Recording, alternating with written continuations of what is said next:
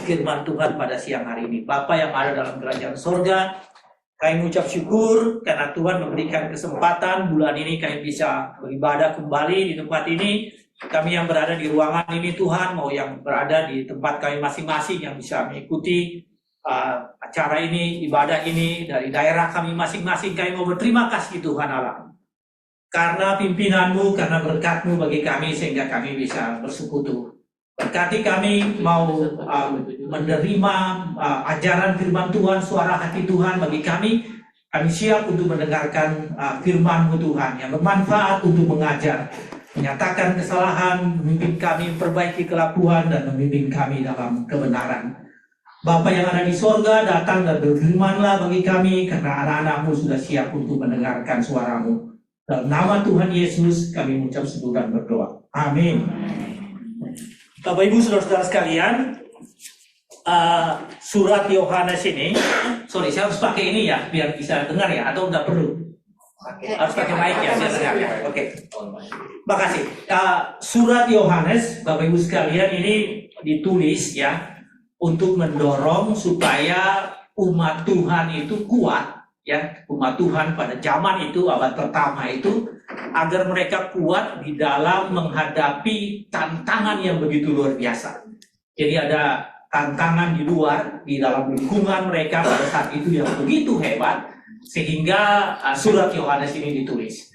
Dengan catatan ya bahwa dengan surat ini diharapkan bahwa orang-orang percaya yang ada pada saat itu, mereka bisa, yang pertama mereka aware, mereka sadar tentang yang disebut dengan ajaran-ajaran sesat yang berkembang. Dan yang kedua yaitu supaya mereka hidup dalam persekutuan. Ya, jadi itu dua tujuan utama. Ada hal yang lain kalau Anda baca dari 1 Yohanes ya, ada hal yang lain itu yaitu mendorong supaya saling mengasihi. Jadi mendorong dalam supaya saling mengasihi ini, dan ini tema besar di dalam surat 1 Yohanes. Itu adalah bagian dari bagaimana persekutuan itu harus dikembangkan, ya, harus berada di tengah-tengah orang-orang percaya pada saat itu. Nah, ada dua ajaran sesat yang berkembang pada saat itu. Yang pertama yaitu bahwa ajaran mengatakan begini, bahwa kontak antara orang Kristen dengan orang yang non-Kristen ya adalah sesuatu yang tidak baik. Ya, jadi dianggap bahwa kalau orang Kristen kemudian hidup bersama-sama dengan orang yang bukan Kristen, maka itu sesuatu yang tidak baik. Dan ajaran itu sungguh-sungguh salah. Dan yang kedua mengatakan bahwa hidup dalam keselamatan, ya, hidup sebagai orang-orang yang diselamatkan itu adalah hidup yang tidak perlu memperhatikan apa yang disebut dengan moralitas. Jadi karena sudah selamat, ya, karena sudah dapat anugerah keselamatan, maka masalah kejatuhan dalam dosa atau yang disebutkan dengan moralitas yang salah itu tidak perlu menjadi concern, ya, tidak perlu menjadi sesuatu yang penting di dalam kehidupan Kristen. Nah, saudara, ini sesuatu yang sangat salah, ya, sesuatu yang sangat salah pada saat itu, sehingga Yohanes menulis surat ini dengan tujuan yang besar tadi, ya, dengan tujuan bahwa ada persekutuan, lalu kemudian bagaimana sebagai orang percaya mereka harus berhadapan dengan tantangan-tantangan yang ada di sekitar mereka pada saat itu. Saudara sekalian, saat itu Yohanes berada di Efesus. Ya, kalau Anda membaca, ya, bisa membaca itu, bisa dapat banyak informasi bahwa Yohanes di hari tuanya, ya, memang di Pulau Patmos, ya, dan Patmos itu nggak jauh-jauh banget dari Efesus. Tapi Yohanes di hari tuanya itu ada peninggalan di sekitar kira-kira 10-15 km dari kota Efesus tua itu. Anda akan dapatkan di sana satu tempat di mana dipercaya bahwa dulu Yohanes tinggal di situ bersama dengan Maria, ibu Tuhan Yesus, ya. Karena pasti ingat di salib Yesus berkata, Yohanes, inilah ibumu. Dan sejak itu Yesus berada, atau Maria berada dalam hidup bersama-sama dengan Yohanes. Jadi Yohanes seperti memelihara ibu yang dipercayakan kepadanya. Jadi surat ini ditulis dari Efesus. Saudara-saudara sekalian, utamanya yaitu begitu besar tantangan yang ada di luar. Di kota Efesus sendiri, tetapi bagian dari kerajaan Roma pada saat itu, maka tantangan begitu hebat, tantangan begitu luar biasa. Sehingga Yohanes menulis surat ini, ya, dengan berharap bahwa orang Kristen ketika menghadapi tantangan itu jangan berdiam diri dan menyembunyikan identitas. Jadi cenderung ada banyak tantangan, kemudian orang Kristen itu supaya orang nggak tahu kalau kita ini Kristen, apalagi tadi karena kebijakan yang besar dari Kaisar di Roma ya yang melawan orang Kristen itu ya, yang tidak menghendaki berkembangnya ajaran Kristiani. Lalu kemudian karena itu orang cenderung menyembunyikan identitasnya, cenderung menyembunyikan identitas. Lalu kemudian persekutuan bukan sesuatu yang penting lagi.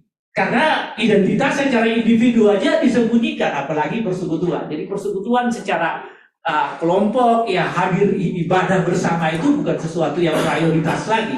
Mengapa? Karena orang cenderung melakukan itu.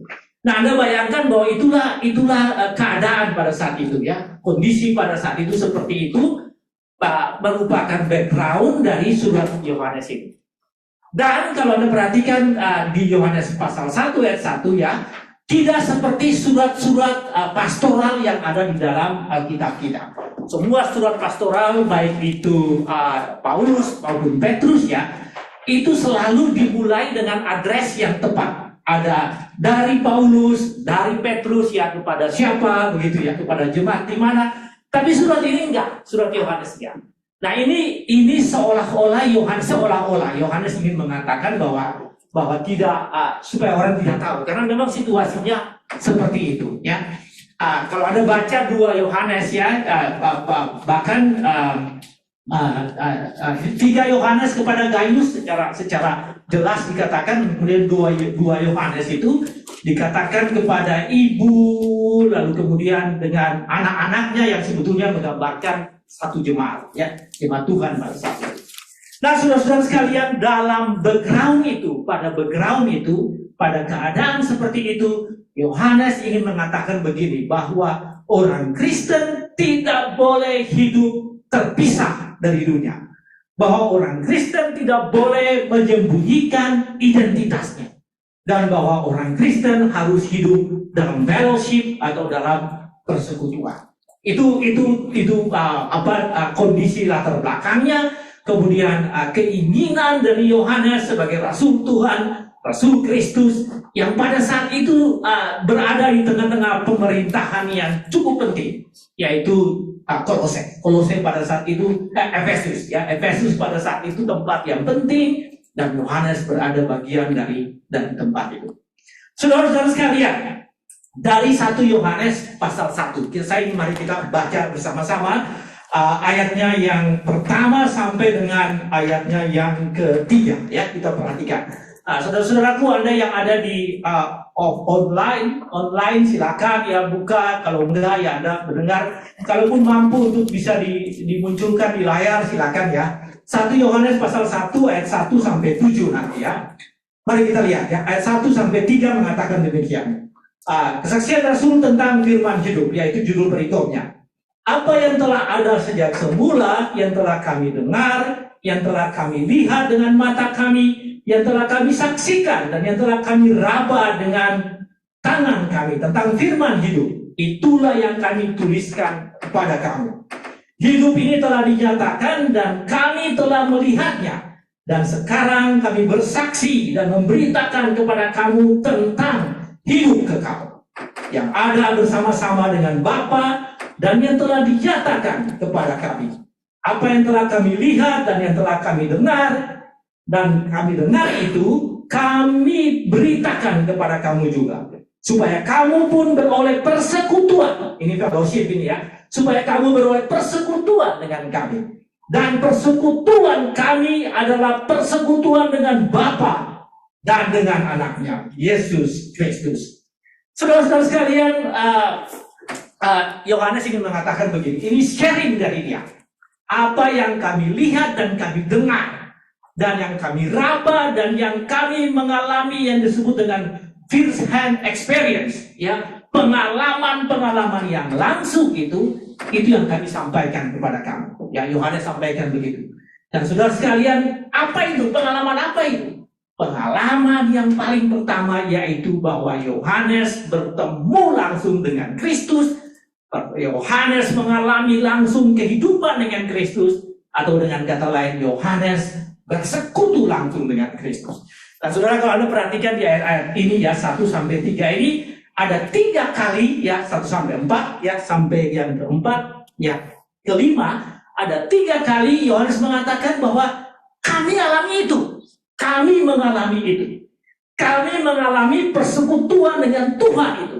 3 kali Yohanes mengatakan itu. Dan karena kami mengalami, kami memberitakan itu kepada kamu. Kami mengalami itu dan kami memberitakan kepada kamu, supaya apa yang kami alami, kamu juga mengalami itu. Saudara, Anda perhatikan di ayatnya yang kedua, ya, di ayat kedua mengatakan begini, bahwa hidup ini telah dinyatakan dan kami telah melihatnya, dan sekarang kami bersaksi dan memberitakan kepada kamu tentang hidup kekal yang ada bersama-sama dengan Bapa dan telah dinyatakan kepada kami. Jadi sebetulnya ya Yohanes katakan pertama-tama dalam fellowship, ini prinsip of fellowship ya, dalam persekutuan, prinsip dalam persekutuan. Yang pertama-tama itu yaitu fellowship, persekutuan antara aku dengan Bapa, antara aku dengan Anak, dan antara aku dengan Roh Kudus. Itu prinsip pertama. Jadi saudara, firman Tuhan pada hari ini mengatakan begini, kalau kita mau berfellowship, maka hal yang pertama, persekutuan yang paling utama, yaitu persekutuan antara pribadi setiap individu dengan Bapa di surga. Ya. Melalui persekutuan, melalui Tuhan Yesus Kristus dengan perantaraan Roh-Nya yang kudus.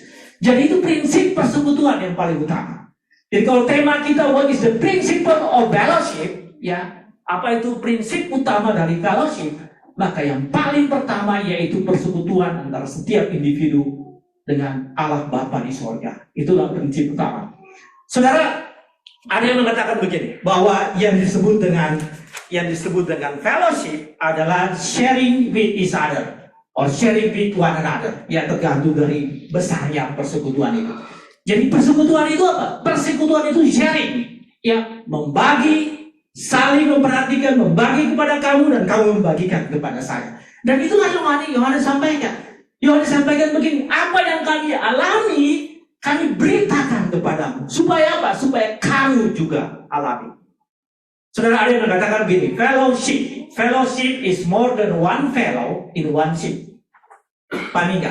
Fellowship, ini bukan definisi yang benar ya Kristiani, tapi ada yang mengatakan, what is fellowship? Fellowship is more than one fellow in one ship. Jadi harus lebih dari satu orang. Dan fellowship itu dimulai dengan persekutuan pribadi antara setiap orang dengan Bapa. Saudara, tanpa itu apa yang terjadi? Tanpa itu maka fellowship itu adalah arisan. Tanpa itu maka fellowship itu adalah reuni. Ada kumpul-kumpul. Tapi kalau pribadi silaturahim. Ya. Tapi kalau nggak ada itu yang paling utama, yaitu persekutuan setiap orang dengan Bapa. Saudara-saudara sekalian, apa artinya bagi kita? Saya tahu waktu kita sangat sempit ya, sangat singkat ya, makanya kita agak cepat. Apa artinya bagi kita? Hari ini firman Tuhan ingin mengatakan begini, sesuai dengan 1 Yohanes pasal 1 ayat 1 sampai 7 nanti kita akan baca, bahwa Anda harus memiliki persekutuan dengan Bapa, dengan Allah Bapa di sorga secara pribadi. Saudara, setiap orang harus memiliki itu. Bila Anda belum mengalaminya, maka Anda harus mengalami itu. Dan bila Anda sudah mengalaminya, maka Anda harus mempertahankan itu, pegang itu. Seperti Yohanes katakan, aku hidup di dalam itu. Hidup di dalam kekekalan dan hidup yang kekal di dalam persekutuan itu. Ya, di dalam ayat 2, ayat 1, ayat 2, ayat 3, Yohanes mengatakan seperti itu. Saudara-saudara, sekarang ini gimana sih Anda melakukan persekutuan dengan Bapa? Tidak ada cara lain saat ini yang kita lakukan, yaitu seperti ini. Jadi yang disebut dengan persekutuan kita dengan Bapa diimplementasikan, ya, dimanifestasikan dengan persekutuan, salah satunya dengan persekutuan seperti ini. Jadi ketika kita datang dalam persekutuan ini, berarti persekutuan kita dengan Bapa. Itu yang pertama. Tapi persekutuan secara individu pun ya kita harus mempertahankan itu. Kita harus mengembangkan itu. Soal firman Tuhan ingin mengatakan begini pada hari ini, bahwa kalau Anda belum punya persekutuan individu ya dengan Bapa di sorga, maka kamu harus mengembangkan itu. Kamu harus mempertahankan itu kalau kamu sudah mempersekutuan itu. Tetapi kalau kamu belum mulai dari saat ini, kamu harus memiliki persekutuan dengan Bapa. Dan karena apa? Yang tadi dikatakan, persekutuan yang secara individu, yang tidak lain adalah sharing with God, membagi dengan Tuhan. Apa yang kamu rasakan, kamu bagi dengan Allah, dan apa yang Allah kehendaki kamu menerima dari Allah. Saudara, pertama persekutuan seperti ini. Di gereja, di kantor, dimanapun, Anda harus memiliki persekutuan itu. Yang kedua, bagaimana sih persekutuan dengan Bapa? Ya tidak lain adalah Anda membaca Alkitab. Ya, bagaimana Anda mau sharing dengan Bapa kalau Anda nggak membaca Alkitab? Membaca Alkitab. Saya nggak tahu saudara masih baca Alkitab nggak? Ya. Berapa kali Anda baca Alkitab dalam seminggu? Every day, very good. Ya, setiap hari. Puji Tuhan kalau Anda baca Alkitab setiap hari. Ya, puji Tuhan. Ya, Anda masih membaca Alkitab ya? Karena Anda hanya mengetahui apa yang Tuhan kehendaki dalam kehidupan Anda kalau Anda mendengarkan firman Tuhan dan Anda merenung itu. Ya, Mazmur 1 mengatakan yang kesukaannya adalah Taurat Tuhan dan merenungkan Taurat itu siang dan malam. Jadi Anda masih membaca firman Tuhan. Hari ini Anda harus membaca firman Tuhan. Yang ketiga yaitu Anda berdoa. Ya, Anda menyampaikan apa yang merupakan persekutuan pribadi Anda dengan Allah itu Anda bisa menyampaikan, sharing kepada Allah apa yang diperlukan. Dan yang terakhir itu saja worship. Worship adalah bagian dari persekutuan. Anda memuji Tuhan, ya memuji Tuhan, mendengarkan lagu-lagu rohani, menyanyikan puji-pujian itu adalah bagian dari persekutuan Anda dengan Tuhan. Saudara, hari ini firman Tuhan mengajarkan kepada kita bahwa basic of the fellowship, the main principle of the fellowship adalah apa? Adalah persekutuan pribadi antara kita dengan Tuhan. Ya. Tanpa itu kehadiran Anda dalam persekutuan besar itu seperti Anda hadir tapi Anda tidak menikmati. Karena secara individual Anda tidak memiliki persekutuan dengan Bapa. Jadi that is basically the principle of fellowship. Ya, itu adalah dasar dari persekutuan. Saudara, saya ingin kita melihat di bagian kedua. Bagian kedua ini mengatakan begini ya. Jadi ayat 3 ya. Apa yang telah kami lihat dan yang telah kami dengar itu kami beritahukan kepada kamu juga, supaya kamu pun beroleh persekutuan dengan kami. Ya. Supaya kamu beroleh persekutuan dengan kami. Dan persekutuan kami adalah persekutuan dengan Bapa dan dengan anaknya Yesus Kristus. Dan semuanya ini kami tuliskan kepadamu supaya kamu menjadi sukacita. Ayat keempat. Saudara-saudara sekalian, bagian kedua ya, yaitu bahwa apabila kamu sudah memiliki persekutuan pribadi dengan Tuhan, apabila kamu sudah mengenal Tuhan dengan dekat, dengan semakin dekat, maka konsekuensinya, ya kalau Anda baca dari ayat 3 tadi ya, konsekuensinya atau follow up-nya atau tindak lanjutnya, yaitu apa? Yaitu kamu memiliki persekutuan dengan kami. Rasul Yohanes mengatakan supaya kamu memperoleh persekutuan dengan kami. Jadi ini melambangkan bahwa yang tadi persekutuan dengan Bapa, maka yang kedua apa itu prinsip dari persekutuan, yaitu persekutuan dengan sesama orang percaya. Jadi persekutuan dengan sesama orang percaya itu harus dikembangkan. Sebagai apa? Sebagai implementasi dari persekutuan dengan Bapa. Dengan kata lain begini, saudara-saudara sekalian, tidak ada seseorang nggak bisa mengatakan bahwa saya punya persekutuan dengan Bapa, maka karena itu saya nggak perlu lagi punya persekutuan. Atau sebaliknya seseorang mengatakan begini, saya punya persekutuan dengan sesama dan itu terjadi tanpa persekutuan dengan Bapa. Ya, saudara nggak bisa mengatakan demikian. Saudara perhatikan di ayat 3 ya, saya ingin kita perhatikan betul ayat 3 ya. Ayat 3 ini mengatakan begini, bahwa apa yang telah kami lihat dan telah kami dengar itu kami beritakan kepadamu juga, supaya kamu pun beroleh persekutuan. Supaya kamu beroleh persekutuan. Nah, saudara perhatikan di ayat 7. Ayat 7 mengatakan hal yang sama. Tetapi jika kita hidup di dalam terang, sama seperti Dia yang ada di dalam terang, maka kita beroleh persekutuan. Jadi kata beroleh persekutuan itu, ya, kata beroleh persekutuan itu 2 kali muncul di dalam ayat, di dalam bacaan kita ini, ya, beroleh persekutuan. Saudara, apa artinya beroleh persekutuan? Beroleh persekutuan, Anda kalau beroleh sesuatu itu artinya apa? Artinya bahwa Anda menerima itu. Anda beroleh persekutuan artinya Anda mendapatkan itu, ya. Jadi Yohanes ingin mengatakan begini, karena kamu bersekutu dengan Bapa, karena kami bersekutu dengan Bapa, maka kami beroleh persekutuan untuk bisa bersekutu dengan kamu, ya. Dengan kata lain begini, bahwa persekutuan yang kita lakukan ini seperti pada hari ini adalah sesuatu yang diberikan Bapa kepada anak-anaknya. Jadi kata beroleh itu berarti bukan upaya kita, karena Anda memperolehnya dari Bapa. Jadi persekutuan yang kita lakukan ini, saudaraku, meskipun ini hanya 1 bulan 1 kali, ya. Saya tahu kalau dulu kan setiap minggu, ya, sebulan sekali, tapi ini adalah pemberian Allah, granted by God.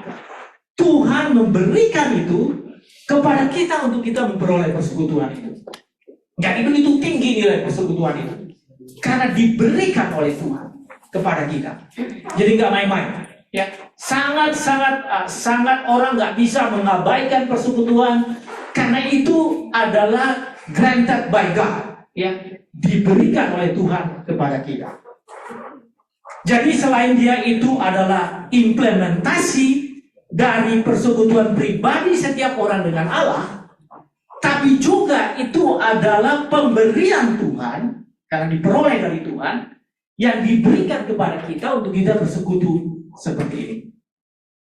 Bapak Ibu saudara sekalian, tadi saya senang dengan petunjuk hidup baru, ya, Ibu WL tadi, Ibu Deli, ya. Saya senang tadi dan itu merupakan salah satu ayat yang memang saya ingin kita pahami itu, ya. Janganlah engkau menjauhkan diri dari persekutuan jamaahku di sana. Persekutuan ibadah kita. Saudara, Anda perhatikan plural itu enggak singular. Pertemuan ibadah kita. Ibrani 10 ayat 25. Janganlah kamu menjauhkan diri dari pertemuan ibadah kita. Saudara, Paulus ini Anda kalau baca surat Ibrani di bagian akhir Ibrani baru Anda tahu bahwa ini ditulis oleh Paulus, ya. Paulus mengatakan begini, persekutuan pertemuan ibadah kita. Kalau kita ini kadang-kadang nggak berpikir jamaah, pertemuan aja kita udah hilang. Tapi ini Paulus mengatakan pertemuan ibadah kita. Saudara, berapa kali Anda hadir dalam pertemuan, dalam persekutuan? Kadang-kadang cuma seminggu sekali. Itu pun kalau nggak ada acara lain. Kalau ada kondangan dilepas itu acara itu. Pertemuan ibadah kita. Jadi saudara, artinya apa? Artinya persekutuan itu memang harus berjalan terus-menerus dengan Allah sesama kita. Tapi kemudian dikatakan, seperti Anda lihat kalimatnya, seperti dibiasakan oleh beberapa orang. Jadi ternyata pada zaman itu, nah Anda perlu tahu bahwa surat Paulus ini memang ditujukan dengan latar belakang yang hampir sama, ya, kondisi yang hampir sama, orang jauh dari persekutuan. Sehingga ada orang-orang seperti ini, dan Paulus katakan jangan seperti itu. Ada beberapa orang yang melakukan itu, tapi jangan mengikuti kebiasaan mereka seperti yang dibiasakan oleh beberapa orang. Bapak Ibu saudara sekalian, firman Tuhan hari ini mengatakan bahwa kita harus memiliki persekutuan baik secara pribadi dengan Bapa di sorga, tapi itu harus diwujudkan dalam persekutuan kita seperti ini. Dan jangan menjauhkan diri dari persekutuan. Saya nggak tahu Bapak Ibu sekalian, mari kita evaluasi apakah Anda masih aktif nggak hadir di persekutuan ini. Saya minggu depan nanti akan pimpin di kantor saya yang lama, Kementerian Kelautan Perikanan. 3 minggu yang lalu kebetulan saya ada meeting di KKP, saya datang agak awal. Saya teks mereka, saya WA mereka, saya bilang, hey, saya ada meeting jam 1 siang. Ada persekutuan nggak? Saya pengen hadir. Seperti ibu yang pensiun ini ya, saya juga begitu. Saya pengen hadir dan saya datang, saya cukup, ya agak sedih. Ya, sepertiga dari jumlah yang hadir pada hari ini di seluruh Indonesia dan UPT-nya KKP, aduh, ini nggak cocok ini ngomong kantor sendiri, ya. Tapi nggak apa-apa. Mohon maaf ke kawan-kawan KKP nanti kalau mengikuti Zoom ini, YouTube ini. Karena saya dulu awal-awal inisiasi persekutuan di sana. Yang ikut di Zoom itu hanya 6 orang pada seluruh Indonesia itu. Padahal UPT-nya begitu banyak. Jadi minggu depan saya mau ke sana, mimpin di sana. Tapi ingin saya sampaikan kepada Anda begini. Salah satu wujud bentuk persekutuan adalah persekutuan kantor kita ini. Karena kita kita perlu bersekutu di kantor ini. Bukan hanya supaya kita menunjukkan yang seperti tadi ya, kondisi orang takut menyembunyikan identitas dan seterusnya. Tapi supaya kita bertumbuh di dalam persekutuan. Ya, semakin dekat tadi sharing with one another. Kita saling mengerti, saling pahami seorang akan dengan yang lain. Nah, Bapak Ibu Saudara sekalian, Anda harus hadir setiap hari Minggu di gereja. Apapun alasannya, ya, apapun alasannya harus ke gereja, ya. Kalau nggak bisa pagi siang, kalau nggak bisa siang ya sore lah, cari gereja yang mana. Saya melihat orang-orang karena sudah ada banyak acara, kemudian sekarang udah bisa online begitu ya. Padahal udah diangkat, Pak Jokowi kan sudah angkat itu, pandemi problem ini kan sudah diangkat kan, jadi kita tuh masih ikut aja budaya-budaya yang dulu. Oke, nggak apa-apa lah offline kalau sangat terpaksa. Tapi jadikan itulah prioritas dalam kehidupanmu, hadir dalam persekutuan. Kemudian yang lain lagi, saya nggak tahu Anda mendukung persekutuan nggak? Saudaraku, dukunglah persekutuan. Kalau rumah Anda itu harus menjadi tempat untuk bersekutu, lakukan hal itu. Buka rumah Anda, dorong anak-anak Anda yang berkeluarga, dorong anak Anda untuk persekutuan. Ibu yang sudah punya cucu, untuk dorong cucu-cucu untuk persekutuan. Jadi persekutuan itu harus hidup di tengah-tengah kita sebagai wujud bahwa persekutuan itu adalah implementasi iman kita, tetapi sebagai pemberian Tuhan kepada kita. Saudara, mengapa saya harus persekutuan secara kelompok? Karena itu adalah refleksi iman kita, yang pertama. Yang kedua, karena itu adalah pemberian Tuhan. Saudara, kita bersyukur kita bisa bersekutu. Banyak orang nggak bisa bersekutu. Kita bersyukur kita bisa bersekutu, dan karena itu kita harus melakukan hal itu. Saudara sekalian, yang ketiga, hal yang ketiga yaitu diambil dari ayatnya yang keempat, ayat ke-6, ayatnya yang ke-7 ya. Jadi 4, 6, 7 yang saya sebut di sini the power of fellowship atau impact of fellowship ya, sesuai dengan tema yang diberikan bagi kita ya, tema kita pada siang hari ini. Saya ingin baca ayat 4 bagi kita. Dan semuanya ini kami tuliskan kepadamu supaya sukacita kami menjadi sempurna. Jadi Yohanes mengatakan begini, dengan adanya persekutuan itu, maka sebetulnya kondisi yang tadi saya katakan latar belakang agak sulit itu bisa diatasi karena dengan ada persekutuan kami mendapatkan sukacita. Ya, kalau Anda baca dari terjemahan lain NIV atau King James Version, Anda akan lihat bahwa di sana ditekankan betul bahwa dengan adanya persekutuan maka ada sukacita. Sukacita yang terpancar. Tadi kalau kita nyanyi seperti tadi kan seperti nggak ada perbedaan di antara kita kan ya. Pakai pegang tangan, pakai semuanya seperti perbedaan. Saya sama kakak ini tadi saling pegang tangan. Saya lihat nggak semua saling pegang tangan gitu ya. Nggak semua saling pegang tangan. Pegang tangan ya di antara kita ya. Karena apa? Karena ada sukacita. Jadi persekutuan membawa sukacita. Yohanes mengatakan itu. Dengan adanya persekutuan maka kita memiliki sukacita. Saudara, saya ingin menjelaskan ke Anda background yang tadi saya sebutkan dengan keadaan itu begitu susah ya. Pada zaman itu ya, di akhir abad pertama itu ya, jadi surat ini ditulis sekitar tahun tahun 80 ya, 80 Masehi ya, surat Yohanes ini 80 Masehi. Jadi itu di akhir abad pertama. Pada saat itu yang menjadi kaisar adalah Kaisar Domitian Agustinus ya. Dan kalau Anda googling, Anda akan tahu bahwa Kaisar Domitian Agustinus ini begitu tidak senang sama orang Kristen ya, begitu gak senang sama persekutuan. Kemudian dia diganti oleh kaisar yang bernama Nerva Trajan. Jadi Nerva Trajan ini di awal-awal tahun 100 Masehi, sementara Agustinus di akhir-akhir tahun abad pertama, di tahun 80-an sampai akhir abad pertama. Dan sejarah mengatakan orang-orang ini sangat tidak suka dengan persekutuan, dan karena itu seperti tadi saya sampaikan, orang begitu takut untuk melakukan persekutuan. Ya, nah dalam kondisi seperti itu Yohanes mengatakan kamu harus bersekutu supaya kamu gak usah takut, supaya kamu jangan takut. Nah, kamu harus bersekutu. Dari mana ada penghiburan bagi kita selain dalam persekutuan?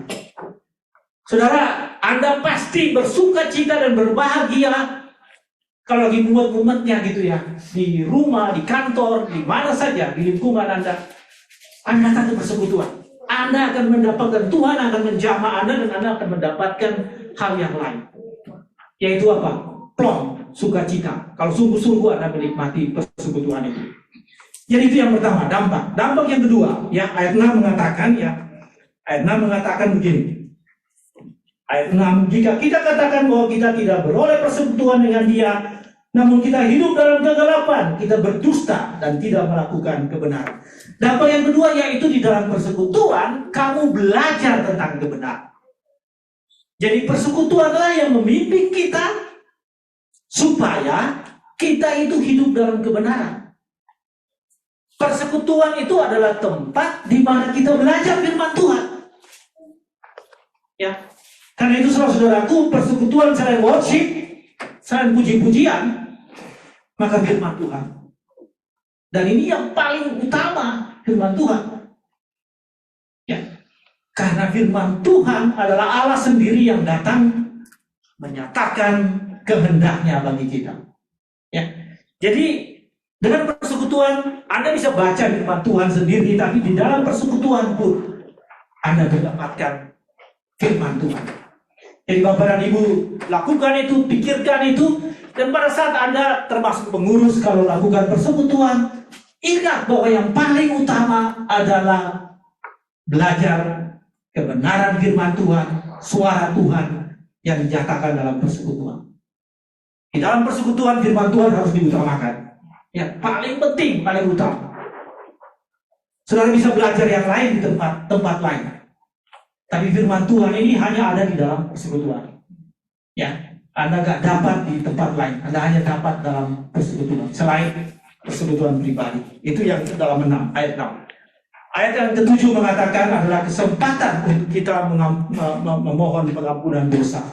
Setelah ayat 7 mengatakan begini. Tetapi jika kita hidup di dalam terang, sama seperti Dia yang ada di dalam terang, maka kita beroleh persekutuan seorang akan yang lain. Dan darah Yesus anaknya itu menyucikan kita dari segala dosa.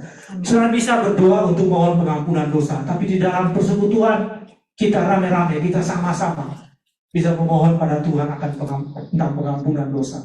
Karena itu liturgi, kalau kita di gereja liturgi, lalu kemudian kita mohon pengampunan dosa. Tadi saya senang ada amanat hidup baru ya, Ibu ya. Amanat hidup baru, kita mohon pengampunan dosa. Secara persekutuan kita datang dan memohon pengampunan dosa dari Tuhan. Jadi itulah dampak persekutuan. Saudara-saudara sekalian, tadi saya sampaikan bahwa kondisinya seperti itu. Dan pada saat itu berkembang, tadi saya kembali kepada apa yang saya sampaikan tadi di awal, bahwa ada aliran yang mengatakan begini, yang disebut dengan eskapisme. Eskapisme itu asal dari kata escape. Escape itu artinya melarikan diri, memisahkan diri. Eskapisme. Apa itu eskapisme? Adalah paham yang mengatakan bahwa kami nggak usah ada di persekutuan dalam rangka menyembunyikan your identity, ya, dalam rangka supaya orang nggak tahu kita itu orang Kristen. Dan ini sangat berbahaya. Orang lari dari persekutuan supaya kita orang nggak tahu, ya, kita lari dari persekutuan supaya orang nggak tahu kalau kita ini orang Kristen. Ya, itu sangat berbahaya. Saudara, saya mengalami itu. Saya bahkan saya punya sekretaris pribadi. Kalau saya dirjen, sekretaris saya itu 2, yang perempuan dan laki itu sangat baik dengan saya. Ini kalau kawan-kawan di KKP dengar nggak apa-apa. Saya punya sekretaris laki-laki. Saudara tahu nggak? Saya sudah pensiun baru saya tahu kalau dia itu pengikut Kristus. Saya sudah pensiun baru saya tahu. Setiap Jumat kita bikin persekutuan, dianya nggak pernah ini. Dan saya tahu dari mana? Saya tahu dari istrinya yang mengeluh ke saya. Pak, ternyata orang ini orang Kristen kok. Saya nggak pernah tahu. Sekian lama sejak dia masuk jadi karyawan staf di KKP sampai saya pensiun, saya early retirement. Saya minta pensiun awal dan presiden memberikan izin itu. Dan saya pensiun awal dan dia nggak tahu. Nah, saudara, ini yang saya sebutkan dengan eskapisme. Jadi jangan Anda eskapisme. Apa itu? Menyembunyikan diri. Tidak mau orang tahu kalau saya itu orang Kristen. Anda nggak menjadi saksi Tuhan. Karena jabatan. Karena karir, karena promosi. Eskapisme adalah lari dari persekutuan. Lari dari persekutuan ini dan lari dari persekutuan dengan Bapa. Tetapi saat yang sama, saudara, dalam lingkungan itu ada yang disebut dengan konformisme. Konformisme itu adalah conform yourself to the standard of this world. Ya, itu ada dalam Roma 12 ayat 12. Coba Anda buka Roma 12 ayat 2. Kita baca Roma 12 ayat 2 sebagai bagian akhir dari persekutuan ini. Dari renungan ini. Roma 12 ayat 2.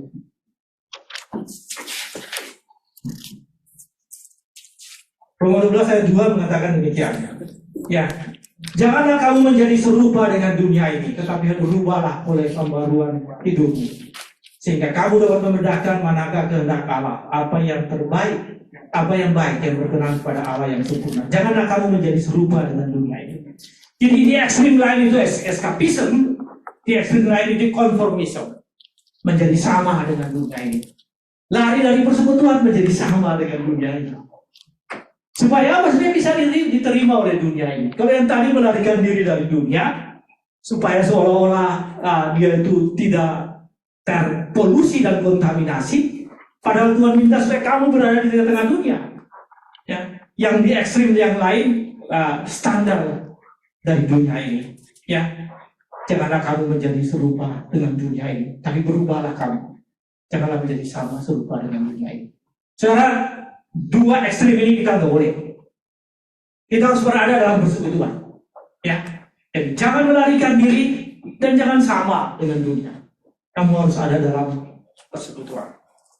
Saudara sekalian, sebagai akhir dari persekutuan ini, saya ingin menyampaikan beberapa hal. Yang pertama, di kantor ini identitas Anda harus tetap tampak nyata. Ya, di kantor ini, di mana saja, bukan hanya di kantor ini. Identitas Anda harus tetap nyata. Jangan ada eskapisme dan jangan konformisme. Ya, itu yang pertama. Yang kedua, bagi yang akan pensiun, ini saya dengar kalau ada yang akan pensiun, ya tadi selalu ngomong tadi yang ada yang udah pensiun juga. Kesempatan bagi kita untuk bersekutu dengan Tuhan. Kesempatan. Jadi ini, ya, Bapak Ibu Saudara sekalian, saya pensiun tapi saya masih bekerja. Ya, sekarang salah satu dari satu organisasi internasional yang saya sebutkan tadi dan saya masih berada di sana. Saya udah minta pensiun bulan lalu, ya. Saya bilang udah cukup lama. Tapi masih dibilang 1 tahun lagi, jadi saya masih 1 tahun lagi berada. Padahal saya udah pengen di rumah, lalu lebih banyak bersekutu, lebih banyak baca firman, lebih banyak nulis, lebih banyak yang lain-lain, lebih banyak sama cucu. Tapi diminta supaya ada, ya. Jadi usia pensiun adalah usia yang luar biasa untuk bersekutu. Ya. Usia pensiun saya luar biasa untuk bersekutu. Tadi persekutuan pribadi sebagai basis dari persekutuan dan persekutuan dengan sesama. Saya senang karena sekarang di gereja-gereja banyak mengembangkan persekutuan usia lanjut. Kalau kami di GPIB itu namanya persekutuan kelompok lanjut usia, PKLU. Kami Zaitun. Ibu juga ya, Zaitun ya. Jadi ada. Di GKJ juga ada ya, ayah. Ya. Jadi kesempatan. Yang terakhir Bapak Ibu Saudaraku, persekutuan Kristen adalah resource. Nah, ini istilah saya. Persekutuan Kristen adalah resource atau sumber daya bagi Anda untuk menjalani hidup ini. Jadi mulai hari ini persekutuan that is basically resource, selalu baru setiap pagi, new resource. Ya, every morning selalu baru tiap pagi. Ya, jadi itu kekuatan, itu sumber daya bagi saudara menjalani hidup ini. Jadi persekutuan itu apa? Resource yang Allah berikan kepada kita untuk kita menjalani hidup ini. Saudara, Tuhan berkati Anda dengan firman Tuhan ini. Pesan terakhir, masih ada hari Jumat weekend, baca 1 Yohanes supaya Anda punya gambaran yang lebih hebat lagi mengenai arahan dari surat Yohanes untuk mengasihi satu dengan yang lain dan hidup di dalam persekutuan. Tuhan berkati saudara semua. Amin.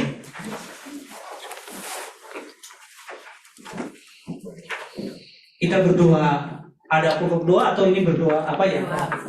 Tutup apa? Kita berdoa. Bapa yang ada dalam kerajaan surga, kami mengucap syukur. Tuhan berfirman kepada kami bahwa persekutuan kami dengan Bapa secara pribadi dan persekutuan kami dengan sesama ini adalah resource, adalah sumber daya kehidupan. Kami gak akan mampu menjalani hidup ini Tuhan kalau kami tidak memiliki resource itu.